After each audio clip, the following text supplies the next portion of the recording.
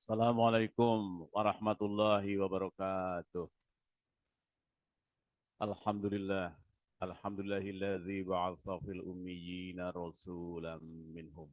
Yatlu alaihim ayatihi wa yuzakkihim wa yuallimuhumul kitaba wal hikmah wa in kanu min qablu lafi dhalalim mubin. Asyhadu an la ilaha illallah wahdahu la syarikalah wa asyhadu anna Muhammadan abduhu wa rasuluh. Allahumma shalli ala Muhammad wa ala alihi wa ashabihi wa man tabi'ahu ila yaumiddin. Amma ba'du. Syukur kehadirat Allah Subhanahu wa taala kita keluar dari zulumatil jahiliyah ila nuril Islam, kepada cahaya Islam. Tanpa Rasulullah kita nggak ngerti apa-apa. Toharoh saja nggak ngerti. Makanya banyak sampai sekarang ini, walaupun berada di negara maju, toharohnya pakai tisu. Apalagi yang masih belum mengenal kemajuan, nggak toharoh. Ini sederhana saja.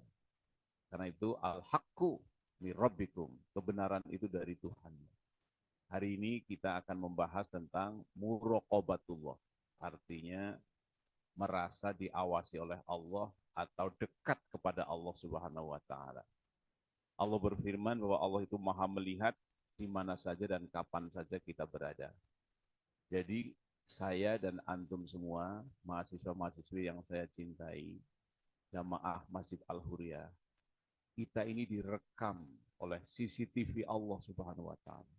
Tidak lepas sedetik pun apa yang kita kerjakan. Semua terekam. Dan nanti akan diperlihatkan kepada kita. Inna anzarnakum adzaban qariba. Yauma yanzurul mar'u ma qaddamat yadah wa yaqulul kafiru ya laitani kuntu turaba. Subhanallah. Itu kan pernyataan dari Allah. Wah, kami peringatkan kamu dengan azab yang dekat atau yang sebentar lagi akan mengenai kita. Inna anzarnakum adzaban qariba. Yauma yanzurul mar'u ma qaddamat yadah. Pada hari orang melihat apa yang dikerjakan oleh tangannya. Bahasanya memang yadah, tetapi sikap tingkah laku pola hidup kita itu dilihat oleh Allah Subhanahu wa taala. Dan kita akan melihat apa yang kita kerjakan. Apa tidak malu ketika kita melakukan sesuatu dan nanti diperlihatkan oleh Allah rekamannya. Nah, ini ayat-ayat Allah di dalam Al-Qur'an. Jadi inna anzarnakum adzaban qariba yauma yanzurul mar'u ma qaddamat yadah wa yaqulul kafiru ya laitani kuntu turaba. Orang kafir malu banget nanti di akhirat tingkah lakunya. Rapat-rapatnya untuk apa dan sebagainya, bukan karena Allah. Apalagi pencuri, koruptor, malu sekali. Alangkah baiknya kalau aku adalah tanah. A'udzubillahi min dzalik. Firman Allah yang disampaikan dalam Riyadhus Shalihin atau disitir di sini adalah yang pertama, alladzi yaraka hina taqum wa taqallubaka fis sajidin. Shadaqallahu azim. Jadi Allah itu melihat ketika kamu sedang berdiri dan Allah melihat bolak-balik kamu di tengah-tengah orang yang sedang sujud. Wa huwa ma'akum aina ma kuntum. Nah, ini kan. Wa huwa, dia Allah bersama kamu di mana kamu berada. Wa huwa ma'akum aina ma kuntum. Jadi tidak pernah orang yang beriman pada Allah itu merasa sendiri, tidak pernah. Karena Allah akan menyertai kita semuanya. Innallaha la yakhfa 'alaihi syai'un fil ardi wala fis sama. Ini banyak ayat ini di Al-Imran ada, di surat Ibrahim juga ada. Yang di sini ditulisnya dari surat Al-Imran ayat 5. Jadi innallaha la yakhfa 'alaihi syai'un fil ardi wala fis sama. Sesungguhnya Allah tidak ada yang tersembunyi baginya sedikit pun di bumi dan juga di langit. Jadi kita nggak bisa ngumpet dari Allah. Bohong kepada Allah, percuma. Orang dia ma'akum aina ma kuntum, dan dia juga la yakhfa 'alaihi syai'un fil ardi wala fis sama. Tidak ada yang tersembunyi bagi Allah. Dan ayat yang terkenal, inna rabbaka labil mirsad. Sungguh Tuhanmu benar-benar menguasai, mengawasi. Ya'lamu kha'inatal a'yun wa ma tukhfis sudur. Dan Allah Maha mengetahui tentang orang-orang yang khianat. Orang yang berkhianat, mata-mata yang berkhianat, dan apa yang tersembunyi di dalam hati atau dalam dada. Jadi pandangan mata yang berkhianat, pandangan mata orang munafik, Allah tahu semua. Sebenarnya ke masjid niatnya apa, tahu semua. Sebenarnya ceramah niatnya apa, tahu semua. Apakah supaya jadi anggota DPR, supaya dicolok, tahu semua Allah. Itu mari luruskan hati kita agar sikap kita, ucapan kita, tingkah laku kita itu benar-benar semata-mata iman kepada Allah SWT. Hadis yang pertama. Wal awal yang pertama. An Umar. Jadi dari Umar bin Khattab radhiyallahu an, ia berkata, ketika kami sedang duduk di dekat Rasulullah sallallahu alaihi wasallam, tiba-tiba muncul seorang lelaki berpakaian putih, berambut hitam pekat, sangat ganteng orangnya. Bekas jalannya tidak terlihat dan tidak seorang pun di antara kita yang mengenalnya. Tidak dikenal, orangnya ganteng banget, ya, pakaiannya putih, tidak ada bekas jalan dan sebagainya. Ia duduk menghadap Rasulullah SAW, lalu menyandarkan kedua lututnya ke lutut Nabi. Jadi lututnya nempel di lutut Rasulullah Muhammad SAW dan meletakkan kedua telapak tangannya di atas kedua paha Nabi seraya berkata, wahai Muhammad, terangkan kepadaku tentang Islam. Ini jadi pemuda yang ganteng, rambutnya hitam pekat, berbaju putih sangat bersih, tidak ada debu satupun. Sangat-sangat putih. Mengatakan di depan Nabi Muhammad, ya Muhammad, akhbirni anil Islam. Wahai Muhammad, kabarkan kepada kami tentang apa itu Islam. Rasulullah SAW menjawab, Islam adalah hendaknya kamu bersaksi bahwa tidak ada Tuhan selain Allah. Dan Muhammad adalah utusan Allah. Mendirikan sholat, memberikan zakat, berpuasa di bulan Ramadan, dan melakukan ibadah haji ke Baitullah jika memenuhi syarat. Itu nomor satu. Jadi ternyata pemuda ganteng tadi menanyakan akhbirni tentang Islam. Yang kedua, ia berkata, akhbirni, tapi sebelum mengatakan akhbirni lagi, ia berkata, Sodik, engkau benar, kami keheranan karenanya. Dia bertanya, namun dia yang membenarkannya. Ini Umar bin Khattab. Ini aneh orang. Dia nanya, tapi yang membenarkan. Lebih lanjut, ia berkata, sekarang terangkanlah kepadaku tentang iman. Rasulullah SAW menjawab, yaitu kamu beriman kepada Allah, kepada para malaikatnya, kitab-kitabnya, para rasulnya, dan hari akhir, serta kamu beriman kepada baik dan jeleknya takdir. Ia berkata, engkau benar. Selanjutnya terangkan kepadaku tentang ihsan. Rasulullah SAW menjawab, yaitu hendaknya engkau beribadah kepada Allah seakan-akan melihatnya. Ketahuilah bahwa dia selalu melihatmu. Jadi, fahbirni anil ihsan, qala anta budallaha ka'annaka tarahu. Fa illam takun tarahu fa innahu yaraka. Jadi ini yang disebut dengan ihsan, yaitu hendaknya engkau beribadah kepada Allah seakan-akan melihat Allah. Ketahuilah jika tidak mampu, maka engkau harus sadar bahwa Allah itu maha melihatmu.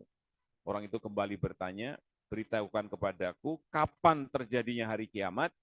Rasulullah SAW menjawab, tidaklah orang yang ditanya lebih mengetahui daripada yang menanya. Jadi jawaban Rasulullah sangat indah. Jadi tidak lebih tahu dari orang yang ditanya. Orang itu berkata lagi, kalau begitu beritahukan tanda-tanda terjadinya hari kiamat. Rasulullah SAW menjawab, yaitu apabila budak wanita melahirkan bayi wanita yang akan menjadi majikannya, dan kamu akan melihat orang yang asalnya tidak bersandal telanjang, papa, penggembala kambing menjadi orang-orang yang saling berlomba meninggikan bangunan-bangunan rumahnya. Kemudian orang itu berlalu, kami terdiam. Jadi para sahabat terdiam karena pemuda tadi sudah pergi. Lalu Rasulullah bertanya kepada kami, "Hai Umar, tahukah kamu siapa yang bertanya tadi?" Umar menjawab, "Allah dan Rasulnya lebih tahu." Begitu jawaban para sahabat kepada Rasulullah. Selalu mengatakan seperti itu. Ketika Rasulullah bertanya. Karena kalimat pertanyaan itu adalah gaya dalam pendidikan. Ya, jadi Rasulullah menanyakan, tahukah kamu? Intinya Rasulullah akan memberitahu. Jadi nggak usah dijawab kalau Rasulullah jawab seperti itu. Sama dalam Al-Quran. Wal asri inal insana lafi khusrin. Ya. Atau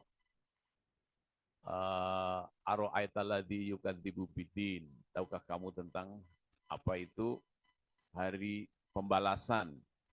Atau kalimat-kalimat wama adro kama yaumuddin.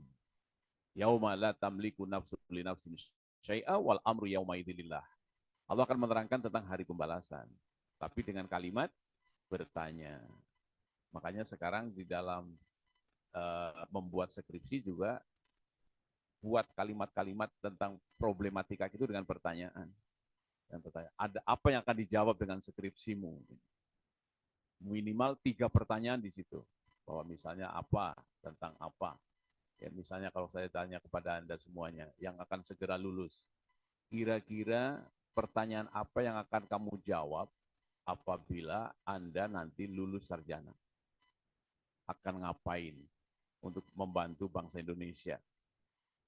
Oh, misalnya apa? Saya harus punya ide-ide inovatif untuk mensejahterakan rakyat. Bagaimana caranya? Sekarang banyak petani panen mangga, tetapi harganya murah.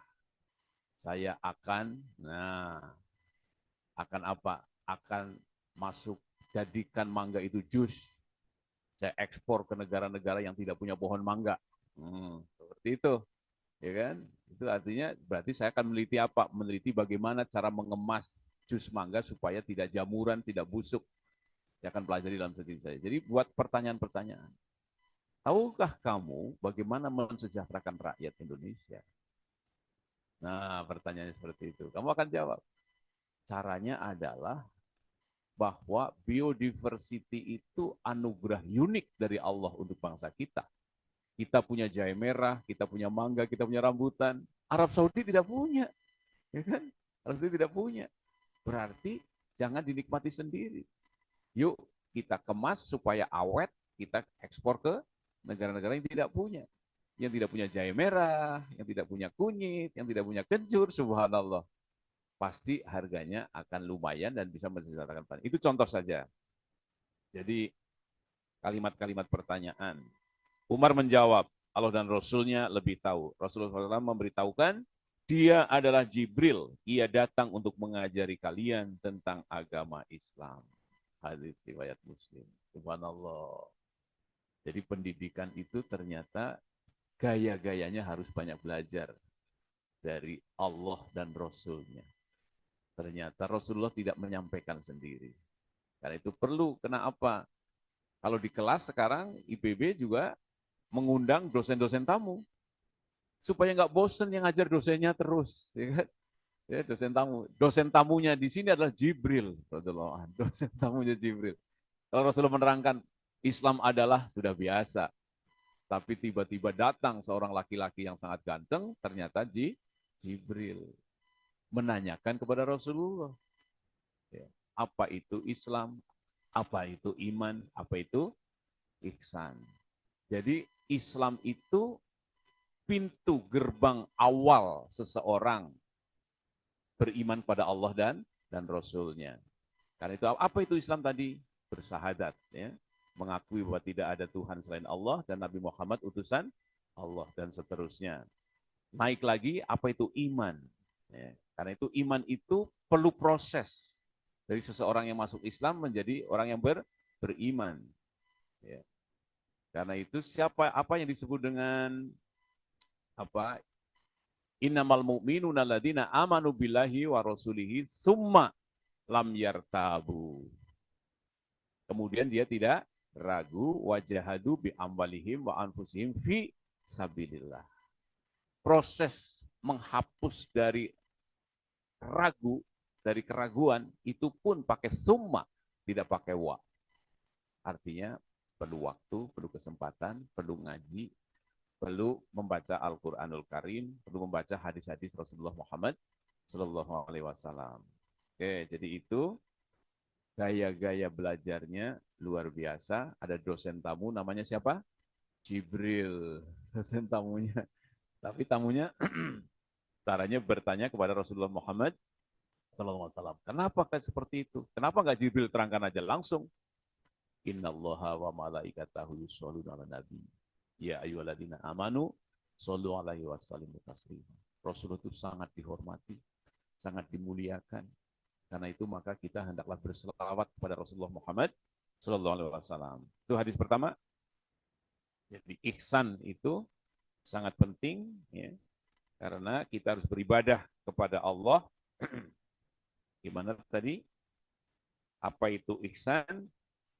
Yaitu hendaklah engkau beribadah kepada Allah seolah-olah kamu melihat Allah. Kalau tidak mampu, maka yakinlah bahwa Allah melihat kamu. Hadis yang kedua dari Abu Zar bin Jundah dan Abu Abdurrahman Mu'az bin Jabal radhiyallahu anhu. Dari Rasulullah SAW, beliau bersabda, bertakwalah kamu kepada Allah di mana saja kamu berada. Tutuplah keburukan itu dengan amal kebaikan. Niscaya kebaikan tadi akan menghapus keburukan, dan gaulilah manusia dengan akhlakul karimah, dengan akhlak yang hasanah, yang baik. Hadis riwayat Tirmizi. Ini jadi amal baik itu menghapus amal-amal buruk yang telah lalu. Subhanallah. Kita mengenal Umar bin Khattab radhiyallahu anhu sebelum masuk Islam. Akhlaknya kayak apa? Bahkan akan membunuh Rasulullah Sallallahu Alaihi Wasallam. Tapi siapa yang sekarang kenal siapa Umar bin Khattab? Seorang Amirul Mukminin di tengah malam keliling kampung, gitu kan? Keliling kampung, menemukan rumah ada anak yang sedang menangis karena dia menyatakan Umar bin Khattab radhiyallahu anhu, aku sebagai Amirul Mukminin, apabila ada keledai yang terpeleset pun di lembah, suatu lembah di bawah kekuasaanku, aku bertanggung jawab. Apalagi ada anak manusia yang kelaparan, aku tanggung jawab. Makanya dia di saat semua orang tidur, Umar bin Khattab keliling. Padahal dulunya akan membunuh Rasulullah. Di dunia saja, yukaffir anhu, sudah Allah hapus keburukan kejelekannya. Umar bin Khattab sebagai orang yang suka menangis di pojok masjid, karena ingat masa-masa jahiliyah yang luar biasa tingkah lakunya. Kemudian berjumpa Rasulullah, akhirnya dia masuk Islam. Jadi orang itu saat meninggal akan dilihat oleh manusia apa akhir kebaikannya itu. Insya Allah di hadapan Allah juga akan seperti itu. Semoga nanti kita Allah ridho terhadap kita semuanya, untuk melihat catatan kita berdua saja dengan Allah. Dipanggil satu demi satu. Sini, kamu jamaah Al-Huriyah ya? Sini, kamu sebelum pengajian dulu suka berbuat maksiat ini dan itu. Nih, rapotmu merah semua. Tapi karena sejak pengajian, kamu kemudian bertobat, kemudian memperbaiki diri dengan proses sehingga kamu beriman, kemudian ihsan dalam sikap dan tingkah laku, maka aku hapus ini semua. Dan kamu menjadi jamaahnya Rasulullah Sallallahu Alaihi Wasallam. Nah seperti itu. Karena Allah SWT berjanji pada kita. Ya ayyuhalladzina amanu tubu ilallahi taubatan nasuha asa rabbukum ayukaffiru ankum sayyi'atikum wa yudkhil lakum jannatin tajri min tahtihal anhar. Itu kalimatnya asa rabbukum. Apa itu asa rabbukum? Semoga Tuhanmu. Tapi yang berfirman Allah. Semua ahli tafsir artinya pasti itu. Jadi ketika Allah mengatakan asa rabbukum, Tapi yang berfirman Allah. Artinya bahwa pasti Allah akan menutup, menghapus keburukan-keburukanmu dan memasukkan kamu ke dalam surga. Asal mau bertobat. Itu. Para mahasiswa-mahasiswi yang saya cintai, semoga kita semuanya dapat maghfirat min rabbikum dari Allah Subhanahu wa taala dan diizinkan Allah masuk ke dalam surga. Oke, jadi amal kebaikan itu akan menghapus amal keburukan. Yang ketiga, dari Ibnu Abbas radhiyallahu an, ia berkata, pada suatu ketika aku berada di belakang Nabi SAW, kemudian beliau bersabda, hai anak kecil, ini Ibnu Abbas, aku akan mengajarkan kepadamu beberapa kalimat, yaitu, jagalah perintah Allah, niscaya ia akan menjaga dirimu. Ini nomor satu. Jagalah perintah Allah, niscaya Allah akan menjaga dirimu. Jadi siapa yang melaksanakan perintah-perintah Allah pasti akan terjaga dari keburukan, kesedihan, kegundahan. Jagalah larangan Allah, niscaya kamu dapati Allah selalu di hadapanmu. Jadi kalau kita menjaga dari larangan-larangan Allah, maka Allah akan ada di hadapan kita. Jika kamu minta, mintalah kepada Allah. Dan jika kamu meminta pertolongan, maka mintalah pertolongan kepada Allah. Dan ketahuilah jika umat manusia bersatu untuk memberikan manfaat kebaikan kepadamu, niscaya mereka tidak akan dapat melakukan hal itu kepadamu kecuali dengan sesuatu yang telah ditentukan Allah kepadamu.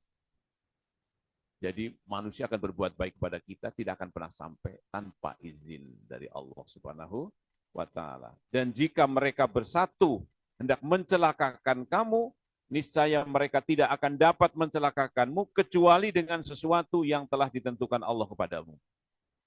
Orang akan berniat buruk pada kita, tapi kita adalah orang yang menjaga perintah Allah, menjauhi larangan Allah, dan meminta pertolongan perlindungan hanya kepada Allah, maka tidak akan bisa mencelakakan kamu. Ketika Allah tidak mengizinkan. Telah diangkat pena dan telah keringlah tinta lembaran-lembaran itu. Hadis riwayat Tirmizi. Dalam riwayat lain, selain Tirmizi dikatakan Rasulullah SAW bersabda, peliharalah perintah Allah, niscaya kamu akan menemuinya di hadapanmu. Hendaklah kamu mengingat Allah di waktu lapang atau senang, niscaya Allah akan mengingatmu di waktu susahmu. Ketahuilah sesungguhnya sesuatu yang seharusnya luput mengenaimu, tentu sesuatu itu tidak akan mengenaimu. Ketahuilah sesungguhnya kemenangan itu disertai kesabaran. Kesenangan itu ada kesudahannya, dan sesudah kesulitan pasti ada kemudahan. Ya, jadi ada hadis riwayat Tirmizi dan menurut riwayat yang lain, tapi tidak disebutkan di sini, seperti itu kalimat-kalimatnya. Jadi apa ini pelajaran dari ini semuanya? Untuk menjadi orang yang bahagia, laksanakan perintah Allah. Sebenarnya ini adalah firman Allah awal ketika Nabi Adam dan Hawa akan diturunkan dari surga. Allah sudah berfirman, qul nahbitu minha jami'a fa imma ya'tiyannakum minni hudan faman tabi'a hudaya fala khaufun 'alaihim wala hum yahzanun. Wahai Adam dan Hawa, turunlah kamu dari surga bersama-sama.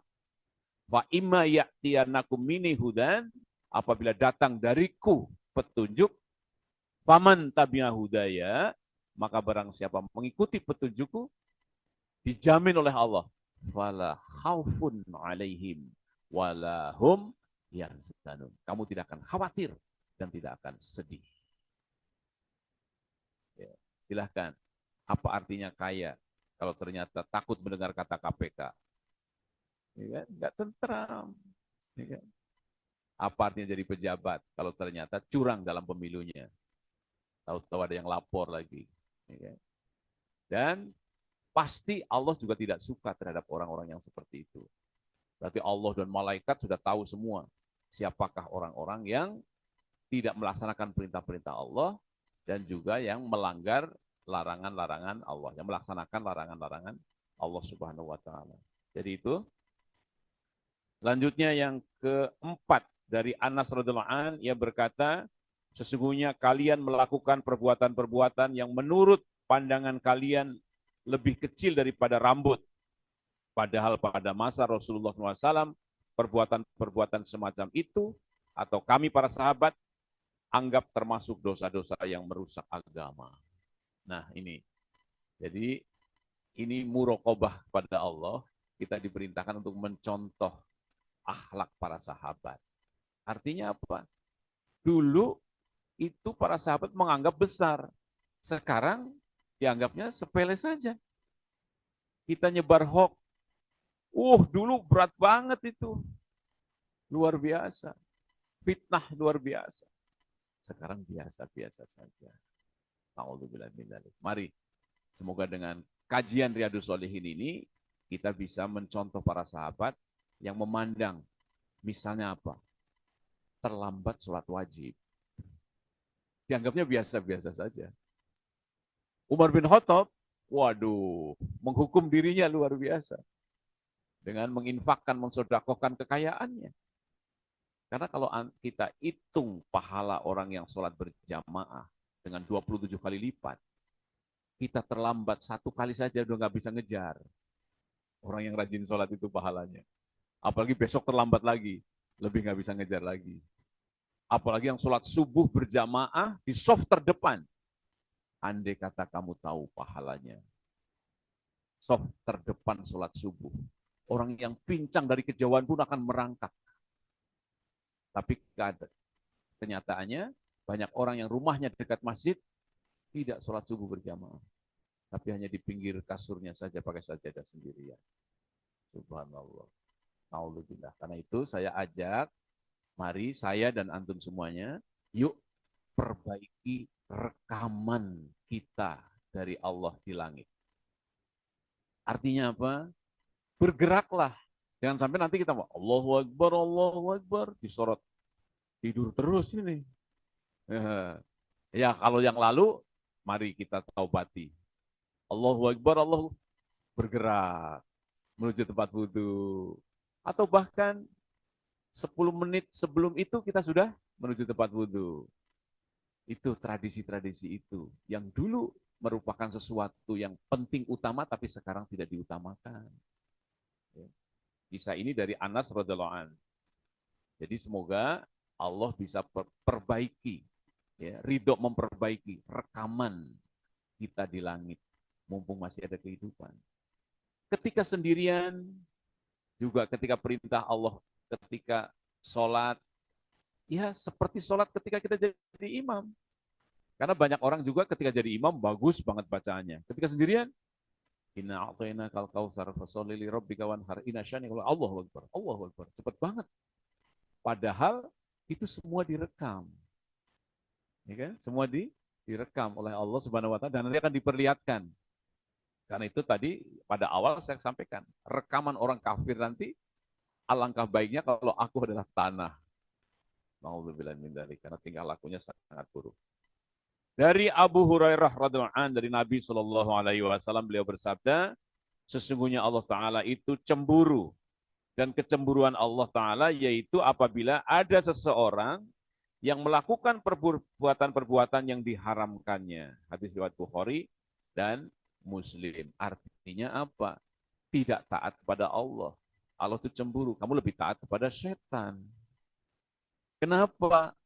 Aku yang menciptakan, yang memberikan rizki, tapi lebih taat kepada setan yang tidak menciptakan, tidak memberi rizki. Ya, subhanallah. Jadi ini dari Abu Hurairah radhiyallahu anhu, sesungguhnya Allah, Nabi SAW bersabda, sesungguhnya Allah Ta'ala cemburu, dan kecemburuan Allah Ta'ala yaitu apabila ada seseorang yang melakukan perbuatan-perbuatan yang diharamkan Allah. Hadis riwayat Bukhari dan Muslim. Yang berikutnya hadis yang cukup panjang, ini dari Abu Hurairah lagi, ia mendengar Nabi SAW bersabda, ada 3 orang Bani Israel yang mempunyai penyakit belang. Nah ini, ingat ya, Pak Hasim pernah membacakan penyakit belang. Karena itu kenapa saya bacakan saja ini supaya minimal kita pernah mendengar penyakit belang. Yang kedua penyakit botak dan buta. Jadi ada 3 orang. Ada 3 orang Bani Israel yang mempunyai penyakit belang, botak, dan buta. Kemudian Allah hendak menguji mereka. Maka Allah mengutus malaikat kepada mereka. Malaikat itu datang kepada si belang dan bertanya, apakah yang paling kamu inginkan? Si belang menjawab, aku menginginkan paras yang tampan dan kulit yang bagus. Aku ingin penyakitku hilang, sebab itu yang menjadikan orang-orang jijik kepadaku.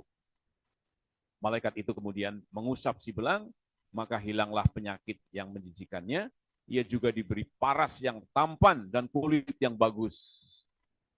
Malaikat itu bertanya lagi, harta apakah yang paling kamu ingini atau kamu senangi? Si belang menjawab, onta. Ada yang mengatakan sapi. Kemudian ia diberi onta yang sedang hamil 10 bulan, yang bunting 10 bulan. Dan malaikat tadi berkata, semoga Allah memberi berkah atas rahmat yang kamu terima. Kemudian malaikat mendatangi si botak dan bertanya, apakah yang paling kamu inginkan? Si botak menjawab, rambut yang rapi, hilangnya penyakitku, yang menyebabkan orang-orang jijik kepadaku. Malaikat itu lalu mengusap si botak dan hilanglah penyakitnya, serta tumbuhlah rambut yang rapi. Malaikat itu bertanya lagi, harta apa yang paling kamu senangi? Si botak menjawab, sapi. Malaikat pun memberinya sapi yang sedang bunting. Dan ia berkata, semoga Allah memberi berkah atas rahmat yang kamu terima. Selanjutnya malaikat itu mendatangi si buta dan bertanya, apakah yang paling kamu inginkan? Si buta menjawab, Allah mengembalikan penglihatanku sehingga aku dapat melihat orang. Malaikat itu lantas mengusap si buta dan Allah mengembalikan penglihatannya. Malaikat itu bertanya lagi, harta apakah yang paling kamu senangi? Si buta menjawab, kambing. Kemudian ia diberi kambing yang sedang bunting. Beberapa tahun kemudian. Nah ini sekarang beberapa tahun kemudian. Malaikatnya datang kayak apa nanti ini? Datang. Ya, kemudian unta, sapi, dan kambing berkembang biak, yang akhirnya unta itu memenuhi suatu lapangan. Demikian pula dengan sapi dan kambing. Kemudian malaikat tadi datang kepada si belang dengan menyerupai orang yang berpenyakit belang seperti keadaan si belang waktu itu. Sekarang malaikatnya seperti orang yang berpenyakit belang waktu itu. Dan berkata, aku adalah orang miskin yang kehabisan bekal di tengah-tengah perjalanan. Sampai hari ini tidak ada yang mau memberi pertolongan kepadaku kecuali Allah. Aku harap kamu mau memberi pertolongan. Aku benar-benar minta pertolongan kepadamu demi zat yang telah memberi kamu paras yang tampan dan kulit yang halus serta harta kekayaan. Dan aku minta seekor onta saja untuk bekal ke dalam melanjutkan perjalananku. Subhanallah. Makanya kalau ada orang datang ke rumah, ini jangan-jangan malaikat. Jadi sambutlah siapapun yang bertamu ke rumah kita dengan senang hati. Kisah Nabi Ibrahim juga seperti itu. Ketika datang tamu, langsung menyiapkan makanan yang sangat enak, yaitu daging sapi muda yang digoreng dengan minyak samin. Ya, ternyata tamunya nggak mau menyentuh. Ternyata tamunya itu malaikat yang akan nanti memberi kabar gembira akan lahirnya anak dari Sarah, yaitu Ishak. Dan setelah itu pamit tamunya menuju kaum Lut yang akan melempar batu-batu panas ke kepala-kepala orang-orang yang LGBT. Ya. Itu malaikat ternyata. Makanya jangan pernah tidak menyambut bel tamu rumah kita. Ya, karena malaikat ternyata bisa seperti itu. Si belang berkata, hak-hak yang harus aku berikan masih banyak. Aku tidak bisa membekali apa-apa. Malaikat itu berkata, kalau tidak salah, aku kenal dengan kamu. Bukankah kamu dulu orang yang berpenyakit belang, sehingga orang-orang lain merasa jijik kepadamu? Bukankah kamu dulu orang yang miskin, kemudian Allah memberi nikmat kepadamu? Si belang berkata, harta kekayaanku ini adalah dari nenek moyang. Malaikat itu berkata, jika kamu berdusta, semoga Allah mengembalikanmu seperti keadaan semula. Kemudian malaikat itu datang kepada si botak, seperti keadaan si botak waktu itu, dan berkata seperti yang dikatakan kepada si belang. Si botak juga menjawab seperti jawaban si belang. Kemudian malaikat itu berkata, jika kamu berdusta, semoga Allah mengembalikanmu seperti semula. Malaikat tadi terus ke tempat si buta, dengan menyerupai orang yang buta seperti keadaan si buta waktu itu. dan berkata, aku adalah orang miskin yang kehabisan bekal di tengah-tengah perjalanan, dan sampai hari ini tidak ada orang yang memberi pertolongan kepadaku kecuali Allah. Aku berharap mudah-mudahan kamu mau memberi pertolongan. Aku benar-benar minta pertolongan kepadamu demi zat yang telah mengembalikan penglihatanmu, dan aku minta 1 ekor kambing saja untuk bekal di dalam melanjutkan perjalananku. Si buta berkata, aku dahulu adalah orang buta, kemudian Allah mengembalikan penglihatanku. Maka ambillah apa yang kamu inginkan, dan tinggalkanlah apa yang tidak kamu senangi. Demi Allah, sekarang aku tidak akan memberatkan sesuatu kepadamu yang kamu ambil karena Allah yang Maha Agung. Malaikat itu berkata, peliharalah harta kekayaanmu, sebenarnya kamu hanyalah diuji, dan Allah benar-benar ridho kepadamu, dan Allah telah memurkai kedua kawanmu. Hadis riwayat Bukhari dan Muslim. Subhanallah. Ini diceritakan Rasulullah kepada para sahabat Rasulullah Sallallahu Alaihi Wasallam. Ya. Jadi tadi ada tamu yang datang, Jibril. Sekarang Rasulullah bercerita, sangat indah. Karena itu majelis-majelis seperti ini, kita mengenang kembali detik-detik Rasulullah bersama para sahabat. Dan setelah itu para sahabat melaksanakan perintah-perintah Allah dan Rasulnya dalam kehidupan yang nyata. Itulah yang akan menjadikan masyarakat kita masyarakat baldatun, thayyibatun, warobun, ghafur. Satu lagi hadisnya, dua lagi. Saya selesaikan bab muraqabah terhadap Allah. Dari Abu Ya'la, Shaddad bin Aus radhiyallahu anhu, dari Nabi SAW beliau bersabda, orang yang cerdik adalah orang yang selalu menjaga dirinya dan beramal untuk bekal sesudah mati. Sedangkan orang yang kerdil, yaitu orang yang hanya mengikuti hawa nafsunya, namun ia mengharapkan sebagai harapan kepada Allah Subhanahu wa taala. Hadis riwayat Tirmizi. Kalau hadis yang tadi ada yang belang, ada yang buta dan sebagainya, kita harus bisa mencontoh orang yang buta. Ingat masa lalu. Sama seperti saya dan antum semuanya. Datang ke Bogor, dulu nyari kos-kosan dan sebagainya. Sekarang punya kendaraan dan sebagainya. Ketika datang mahasiswa perlu bantuan, mudahlah dalam memberi bantuan. Ya, jangan sampai kita kikir banget, padahal dulu kita nggak punya apa-apa. Sama, kita semuanya terlahir dalam keadaan biasa. Ya. Para marbot juga kan, kita tinggal di masjid, nanti insya Allah akan jadi agnia. Ya, tapi ketika jadi agnia, ingat bahwa dulu saya marbot, mau kos saja nggak mampu bayar, misalnya kan seperti itu, ya kan, dan sebagainya. Karena itu banyak sekali alumni IPB yang memberikan dananya untuk beasiswa. Karena apa? Karena merasa dahulu diberi beasiswa oleh kakak-kakak kelasnya. Dibantu oleh alumni-alumni yang terlebih dahulu. Jadi lanjutkan tradisi-tradisi baik yang seperti itu. Ketika dulu saya senang dapat beasiswa, maka sekarang pun anak-anak kita, adik-adik kelas kita, senang bila mendapat beasiswa dari kita. Lanjutkan tradisi alumni dalam memberikan beasiswa kepada adik-adik kelasnya. Terakhir, dari Abu Hurairah radhiyallahu anhu, ia berkata, Rasulullah SAW bersabda, termasuk kesempurnaan Islam seseorang apabila ia meninggalkan sesuatu yang tidak bermanfaat bagi dirinya. Hadis riwayat Tirmizi. Dari Umar radhiyallahu anhu, dari Nabi SAW beliau bersabda, seorang suami tidak akan ditanya mengapa ia memukuli istrinya. Pendek sekali nih, hadis riwayat Abu Daud, hadis ke-9. Lengkap sudah tentang muraqabatullah. Artinya apa? Tidak boleh ada kekerasan dalam rumah tangga. Kok terhadap istri? Terhadap pembantu saja Rasulullah ngajak makan di meja makan. Di situ. Makanannya sama. Apalagi terhadap istrinya. Jadi insya Allah semoga Allah karuniakan pada yang laki-laki yang ikhwan mendapat istri yang solehah, wanita-wanita yang soleh mendapat suami yang soleh, yang tidak akan melakukan KDRT di dalam rumah tangganya. Demikian yang dapat saya sampaikan. Ada 9 hadis. Assalamualaikum warahmatullahi wabarakatuh. Waalaikumsalam warahmatullahi wabarakatuh. Syukran jazakallah khair Ustaz atas pemaparan materinya Mau'izatul Hasanah pada pagi hari ini yang insya Allah, Masya Allah Ustaz menambah pengetahuan dan mengingatkan kita juga terkait tentang muraqabatullah.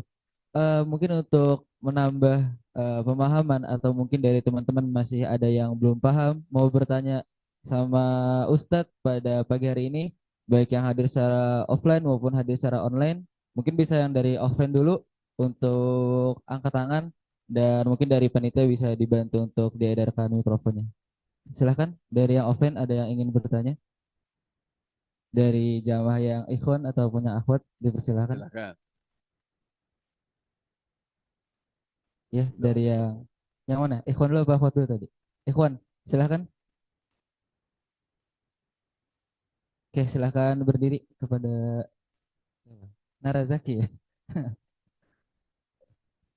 Assalamualaikum warahmatullahi wabarakatuh, Ustaz. Waalaikumsalam warahmatullahi wabarakatuh. Terima kasih Ustaz atas materinya. Izin bertanya mengenai hadis tentang yang buta dan yang botak tadi. Ya. Bagaimana kita menyikapi orang-orang yang ketika kita berjalan, menyikapi orang-orang yang tiba-tiba minta bantuan atau sebagainya. Kan terkadang di satu sisi kita ingin memberikan bantuan, tapi di sisi lain kita dalam posisi kita tidak mengetahui gitu apa yang akan terjadi gitu setelah kita bantu. Entah terkadang juga kalau kita bantu malah dalam tanda kutip melunjak gitu. Jazakallahu khairan, Ustaz. Ya. Oke, langsung ya. Jadi bagaimana sikap kita terhadap peminta-minta, intinya seperti itu ya. Ini peminta-minta bukan hanya di Indonesia saja, tapi juga di tempat-tempat umroh, tempat-tempat haji. Ketika sedang perjalanan menuju ke misalnya melihat Bukit Uhud. Bahkan ada juga kameramen-kameramen yang memotret, kemudian memaksa membayar dan sebagainya. Kita harus waspada. Karena saya membawa jamaah umroh waktu itu sampai terluka tangannya. Gara-gara dipaksa oleh tukang foto. Ya kan? Ya. Di sini kan di sekitar kita juga ada, ketika nanti wisuda pasti kamu juga akan difoto-foto oleh banyak orang. Setelah itu, nah selama tidak memaksa sih dia nggak ada masalah. Tapi kalau memaksa, kita kan nggak minta difoto. Nah ini. Nah yang minta-minta juga waspada. Begitu orang Indonesia yang suka ngasih-ngasih, begitu kita ngasih tahu, langsung baris banyak banget. Bagaimana baiknya? Ketika kita melihat kemungkaran, lawan dengan tangan. Jika tidak mampu, lawan dengan lisan. Tidak mampu, lawan dengan hati. Jadi sebenarnya orang-orang miskin itu, mari. Tidak, kalau itu memang di jalan atau di mana, atau di tempat umroh, kalau kita mau ngasih, ya harus tidak ketahuan. Kasih, gitu, langsung pergi. Karena kalau tidak akan royok dan cukup merepotkan. Nabrak-nabrak kita. Ibu kita, nenek kita ditabrak semuanya sama mereka. Barisan-barisan yang luar biasa. Artinya apa? Yuk kita jadi penguasa. Sebenarnya tugas siapa sih? Tugas Umar bin Khattab radhiyallahu anhu. Kalau Umar bin Khattab jadi Presiden Republik Indonesia, kira-kira tega nggak melihat pengemis di lampu merah?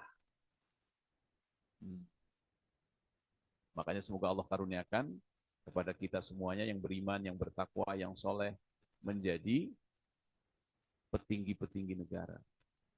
Ya kan? Menjadi mendapatkan kemampuan mengatur baitul mal. Ya kan? Baitul mal. Sehingga tidak ada lagi. Mesti dikumpulkan, diberi pekerjaan, sehingga punya pendapatan. Apa artinya menjadi pemimpin negara sekian tahun? Jumlah pengemis di lampu merah bukan tambah sedikit, tambah banyak. Mau bangga? Seperti apa? Nah, jadi kajian hadis Umar bin Khattab radhiyallahu an, ya, luar biasa itu. Dulu dianggapnya, sekarang dianggapnya biasa saja. Jadi presiden sekian periode, jumlah kemiskinan tinggi. Lampu merah penuh dengan pengemis. Serba salah kan kita, Mas? Mau ngasih. Salah, tidak ngasih, diperintahkan. Maka selama itu kebaikan ya, dan aman, maka kita bantu aja. Karena bagi orang yang beriman itu, di dalam hartanya ada hak bagi peminta-minta, kata Allah, dan bagi orang-orang yang tidak minta-minta. Makanya saya selalu menyiapkan ya, uang di rumah maupun di mobil selalu. Karena apa? Ya kita belum menjadi pejabat yang bisa mengentaskan mereka. Jadi nggak tega juga kalau ada orang datang ke rumah, terutama Jumat pagi. Banyak Jumat pagi, ya kita kasih saja berapa-berapa dengan ikhlas karena Allah. Ya, semoga nanti orang-orang yang beriman dan bertakwa dikaruniai apa kekuasaan sehingga bisa mencontoh Umar bin Khattab radhiyallahu anhu. Itu dibuatkan rumah, diberi pekerjaan, dan sangat mudah bagi seorang penguasa. Misalnya nih, ini pengemis-pengemis itu kita kumpulkan, diberi kegiatan apa? Membuat sandal, membuat sepatu, misalnya kan? Sandal dan sepatu ini kita wajibkan hotel untuk memberikan souvenir kepada semua tamunya. Dan mereka biarkan membayar. Saya pernah pergi ke negara namanya Costa Rica. Saya nginep di suatu hotel di Costa Rica. Ternyata apa? Semua makanannya itu adalah produk domestik situ. Ada jambu biji, ada nenas. Oh, agak asam nenasnya. Nenas lokal, jambu biji lokal, dan sebagainya. Jadi hotel itu adalah tempat pemasaran produk-produk masyarakat lokal itu. Jangan sampai kita di Indonesia punya hotel, tapi jualannya whisky minumannya, ya kan? Itu bir, ya kan? Jadi kalau kita orang Bogor, wajibkan saja kalau kita penguasa yang terhormat seluruh pimpinan hotel. Surat edaran wali kota. Apa isinya? Hendaklah sarapan paginya bajigur. Nah, gitu kan. Bajigur sama pisang rebus.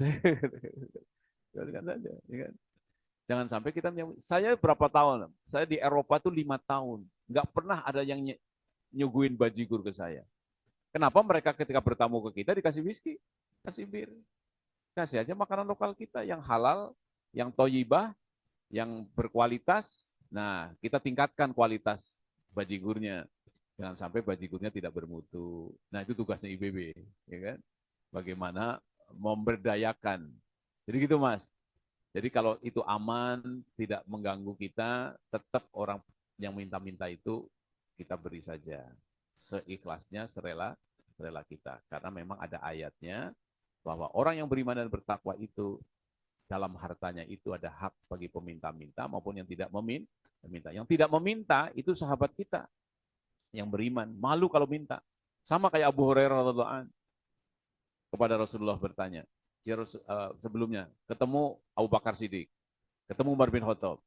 Wahai Abu Bakar Siddiq, wahai Umar, aku punya pertanyaan, tapi tolong jawab di rumahmu. Waduh, ada urusan, nanti ya pergi. Yang ketiganya ketemu Rasulullah SAW. Ya Rasulullah, aku punya pertanyaan, tapi tolong aku dijawab di rumahmu. Ayo pulang segera ke rumah. Rasulullah sudah bisa membaca, ya kan? Ayo pulang ke rumah. Rasulullah langsung nyiapin makanan. Sudah terjawab kan pertanyaannya? Ternyata makan. Jadi dari kata-kata bertanya saja, seorang Abu Hurairah itu sangat menjaga untuk minta. Kenapa di rumah tidak ada makanan, tapi lapar? Maka ketemu para sahabat, saya punya pertanyaan tentang agama, tapi tolong jawab di rumahmu. Ya, jadi akhirnya tidak ada pertanyaan, hanya seperti itu. Nah, jadi seperti itu suasana masyarakat Rasulullah Shallallahu Alaihi Wasallam. Jadi ada hak-hak dari orang-orang yang miskin tapi tidak mau minta. Nah, itu amplopnya lebih tebal yang kayak gitu, lebih tebal. Ya kan, amplop kan habis sholat duhur masukin kantong. Ya kan, kan? Jadi saya akan berusaha seperti itu, di kantong ketika menuju masjid sudah bawa sesuatu. Nanti begitu, Assalamualaikum, salaman. Bukan menjelang pemilu, bukan menjelang segala macam. Itu apa? Lagi direkam oleh Allah Subhanahu wa Ta'ala. Demikian jawaban saya, Mas. Jadi bagaimana sikap kita? Selama itu aman ya, berikan saja. Tapi kita harus berusaha untuk menjadi penguasa yang bisa mensejahterakan orang miskin dan meniadakan peminta-minta di pinggir-pinggir jalan seperti itu. Terima kasih. Baik, terima kasih Ustadz atas jawabannya dan semoga pertanyaannya terjawab. Oke, tadi ada pertanyaan dari Ahwat mungkin. Ya, Dipersilahkan. silakan. Waalaikumsalam warahmatullahi wabarakatuh.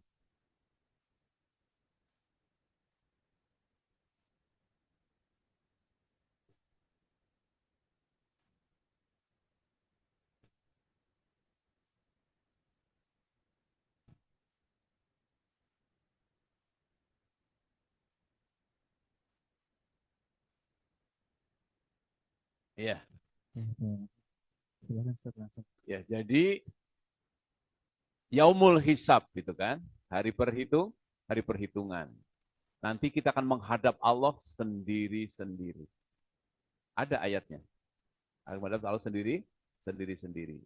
Dan kita akan melihat semua apa yang telah kita kerjakan, baik amal baik maupun amal buruk. Dan Allah akan menghapus amal buruk itu. Jadi ada itu seperti itu. Dan itulah yang kita harapkan, semoga yukaffir anhu sayyiatihi. Surat tentang taubat, berarti surat 66 ya. Ayat ke-8. Ya ayyuhalladzina amanu tubu ilallahi taubatan nasuha. Asa rabbukum ayukaffiru ankum sayyiatikum. Kalau menutup artinya apa? Tidak akan diperlihatkan kepada umum. Tidak akan diperlihatkan kepada seluruh manusia di padang mahsyar, tidak. Hanya diperlihatkan kepada kita dengan Allah Subhanahu wa taala, kemudian dihapus, ditunjukkan. Ini tingkah lakumu sebelum pengajian. Ini tingkah lakumu setelah pengajian. Ya, ini. Dan bahkan pada kita membahas tentang taubat, luar biasa ya. Ada yang telah membunuh berapa orang? 99 orang, ya kan? Kemudian bertanya, ada nggak pintu taubat? Tidak ada, bunuh lagi. 100, ya kan? 100 orang. Kemudian tanya lagi ke orang, ada nggak pintu taubat? Ada. Kemudian dia bergegas menuju kota santri, kota yang banyak orang ibadah, ternyata mati di tengah jalan. Kemudian malaikat mengukur jaraknya, lebih dekat kemana? Ternyata lebih dekat ke kota santri. Maka dia dibawa oleh malaikat rahmah. Subhanallah. Belum ada amalnya saja, Allah sangat suka pada orang yang mau bertaubat. Jadi akan diperlihatkan nanti ya Mbak. Tadi kan inna anzarnakum adzabang qoriba yauma yanzurul mar'u ma qaddamat yadah wa yaqulul kafiru ya laitani kuntu turoba. Itu jelas. Ya kan? Peringatkan dengan azab yang dekat, ya qoriban, dengan hari di mana kamu akan melihat apa yang kamu kerjakan oleh tangan-tanganmu. Ya, dan orang kafir berkata, alangkah baiknya kalau aku adalah tanah. Karena ini, karena itu, karena merah-merah ini, maka kamu ke neraka. Tetapi ada juga orang yang Allah tidak mau bertemu dengan orang tersebut. Orang yang kafirnya luar biasa. Keras kepala, kafir sampai mati. Langsung malaikat, lemparkan saja. Allah tidak menemui. Jadi orang-orang yang ditemui oleh Allah, dengan sendiri-sendiri, insya Allah itu adalah ahli surga. Amin ya robbal alamin. Demikian Mbak, jalan saya. Terima kasih. Baik, terima kasih Ustadz. Mungkin ini pertanyaan terakhir ada di ruang Zoom. Saya izin Silakan. bacakan pertanyaan Ustadz dari Saudari Wita. Assalamualaikum warahmatullahi wabarakatuh Ustadz. Waalaikumsalam warahmatullahi wabarakatuh. Beliau bertanya, mohon penjelasan hadis 68 bahwa suami tidak akan ditanya atau dituntut jika memukul istrinya. Penjelasan Ustadz tadi, suami tidak boleh memukul istrinya.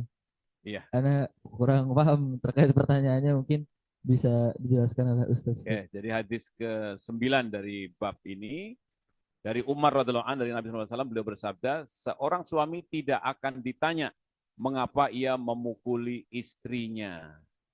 Jadi maksudnya adalah bahwa memukuli istrinya itu harus punya alasan, punya dasar, ya kan? Jadi bisa dibenarkan, bisa disalahkan. Yang saya sebut tadi KDRT, apabila memukul istrinya tanpa dasar, gara-gara membaca Al-Quran dipukul. Nah, itu pasti akan mendapatkan siksa dari Allah SWT. Tetapi kalau memukulnya karena istrinya, misalnya melakukan perbuatan maksiat atau berbuat zina, maka juga tidak akan ditanya oleh Allah SWT bahwa itu akan dibenarkan oleh Allah SWT. Di situ. Jadi apa maksudnya? Maksudnya bahwa pukulan seorang yang beriman itu harus punya landasan, punya dasar, ya kan? Ya, punya landasan atau punya dasar. Karena ada ayatnya itu. Apabila berbuat sesuatu ya dalam surat An-Nur ya kan, surat An-Nur, maka pukullah. Tapi dengan pukulan yang seperti apa? Ya, seperti itu. Ya, sama kisah Nabi Ayub alaihissalam. Ya, Nabi Ayub alaihissalam. Ketika sakit luar biasa, ya, sampai Nabi Ayub berdoa, ini masani yadzurrun wa anta arhamur rahimin. Itu doa Nabi Ayub. Itu ketika sakit banget, istri dan anaknya sudah bubar semua. Ternyata kemudian setelah sembuh, pada balik lagi. Ternyata ada hukumannya juga. Harus dipukul juga. Ya. Tapi diringankan oleh Allah, mukulnya kalau misalnya 100 kali, menjadi dengan rumput, dihitung 100 rumput, gitu, kira-kira dipukulkan ke istrinya. Karena istrinya pulang lagi, kembali lagi. Padahal dia punya dosa apa? Meninggalkan suaminya ketika mengalami sakit yang sangat menjijikan. Pulang lagi, sudah ganteng lagi, datang lagi, pukul juga. Begitu, semoga jelas. Ya. Jadi pukulan yang diridhoi Allah Subhanahu wa Ta'ala. Ya, Oke, baik. Terima kasih Ustadz atas jawabannya dan semoga dari saudari Wita bisa menjawab. Oke, karena keterbatasan waktu yang kita punya, mungkin pertanyaan-pertanyaan pada hari ini dicukupkan, Cukup. Ustadz. Terima kasih kepada Ustadz atas pemaparan materinya, dan terima kasih juga kepada semua jamaah yang hadir baik secara offline maupun online. Dan karena tadi sudah dibuka oleh pembacaan ayat suci Al-Quran, dan untuk melengkapi keberkahan kita pada hari ini juga, kami mohon ketersediaan Ustadz untuk memimpin doa menutup acara kajian kita pada pagi hari ini. Allahumma salli wa sallim ala sayyidina Muhammad wa ala ali sayyidina Muhammad. Amin amin ya rabbal alamin. Alhamdulillahi rabbil alamin. Hamdan yuwafi ni'amahu wa yukafi masjidah. Ya Rabbana lakal hamdu kama yanbaghi li jalali wajhika 'azimi sultanik. Allahumma ighfir lil mu'minin wal mu'minat wal muslimin wal muslimat al ahya'i minhum wal amwat. Allahumma ighfir lana wa li walidayna warhamhuma kama rabbayana shihara. ربنا لا تزغ قلوبنا بعد إذ هديتنا وهب لنا من لدنك رحمة إنك أنت الوهاب ربنا إننا آمنا واغفر لنا ذنوبنا وكفر عنا سيئاتنا وتوفنا مع الأبرار ربنا ولا تحملنا ما لا طاقة لنا به واعف عنا واغفر لنا وارحمنا أنت مولانا وانصرنا على القوم الكافرين ربنا إنا نسألك رضاك والجنة ونعوذ بك من سخطك والنار ربنا آتنا في الدنيا حسنة وفي الآخرة حسنة وقنا عذاب النار سبحان ربك رب العزة عما يصفون والسلام على المرسلين والحمد لله رب العالمين. Assalamualaikum warahmatullahi wabarakatuh. Waalaikumsalam Sedikit tadi warahmatullahi yang wabarakatuh. Mbak Wita tadi tentang memukul, karena sekarang banyak juga orang yang memaafkan. Akhirnya tahu sama tahu. Laki-lakinya istrinya berzina, suaminya tidak menghukum, tidak melakukan apa-apa. Jadi arti pukulan di sini adalah mesti melakukan sesuatu. Jangan sampai ya sudah paham sama paham. Sama-sama berzina. Naudzubillah min dzalik. Jadi waspada dengan itu.